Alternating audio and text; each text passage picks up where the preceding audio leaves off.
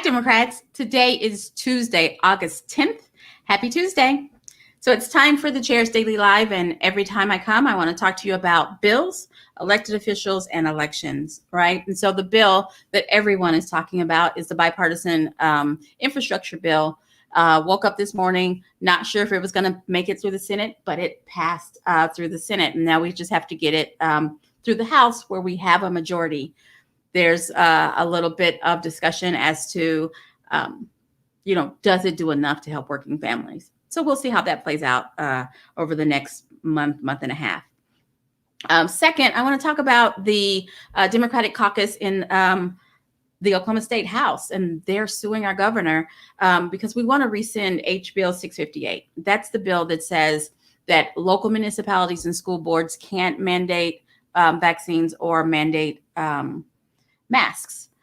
So that bill was passed during the regular session, and I didn't agree with it then, but we now have new information, right? The Delta variant is not something that we had ever heard of when that bill was passed through the House and Senate and signed by our governor. I think we could have known that it was going to happen since people stopped getting vaccinated and stopped wearing the mask, but we didn't know.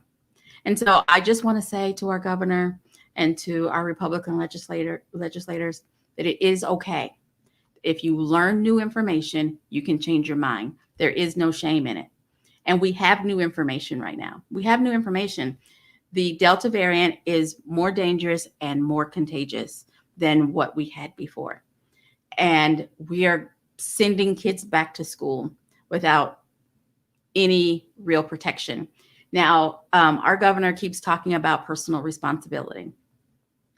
Don't get me started on that. But what I will say is that as the governor, he has a responsibility to look out for our state. And so I'm going to ask him to take some personal responsibility and look out for our state. We need to make sure that we are not encouraging people to do things that are...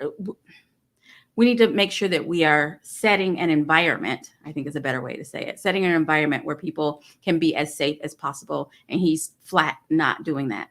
So I'm going to ask him to take some responsibility for the job that he ran for and is currently occupying. All righty. The next thing I want to talk about is unemployment funds. So once again, our governor he ended the unemployment funds before he needed to. He ended them because people need to go back to work. And we get no bonus points for giving that money back giving it back to the government, but he ended it. And then a judge said last week that he had to reinstate the funds. And there's a whole process. Well, while they're slowly walking through the whole process, he is on record saying he's going to fight it. So let me be very clear what he's saying. There are Oklahomans who are suffering, who pre-COVID were working 2 and 3 jobs to make ends meet.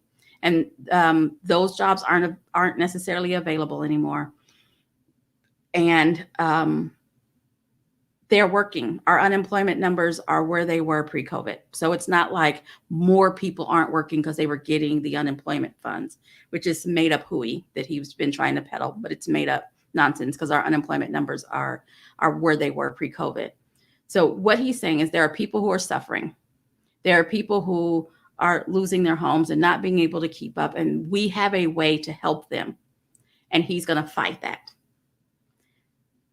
Someone, please call our governor and remind him that his job is to protect Oklahomans, not attack them. Because this is purely an attack. And it's an attack on 2 fronts. There's the unemployment and then there's COVID. His job is to protect. That's what he's supposed to do. He's not doing it. Someone, anyone, call the governor. Can't get in touch with him. Maybe you can find our lieutenant governor. Haven't heard anything from him in months. Where's the lieutenant governor? He's laying low so that none of this ugliness sticks to him. But he has a job as well. So if anyone knows where he is, let us know. All righty. So that's bills, elected, and elections. Today is Tuesday, August 10th. In a lot of communities all over Oklahoma, there are elections happening today. There you can vote on propositions. It's not elections of people, but it's voting on propositions. You still have 2 hours and 39 minutes, if you haven't already voted, to get to your polling place and cast your ballot. That is today, Tuesday, August 10th. You have until 7 p.m. to cast your vote, vote on the propositions. I do know close to me, Bartlesville has some propositions. You're in Bartlesville, you haven't voted. Stop watching me. Get off of here and go vote. All righty, you guys have a great day. Oh, no, there's one thing else I want to talk about. So today, every other week, I meet with Democrats from all over the nations and just listen to some of the things that they're doing in their state and how can we learn from them and share what we're doing. And they're all taking severe caution towards COVID, and I'm really glad to hear that. I just hope that our governor listens. You know what? I'm not going to bore you guys with all of this. You guys have a great one. Thanks for watching, and I'll be back tomorrow at 4:15.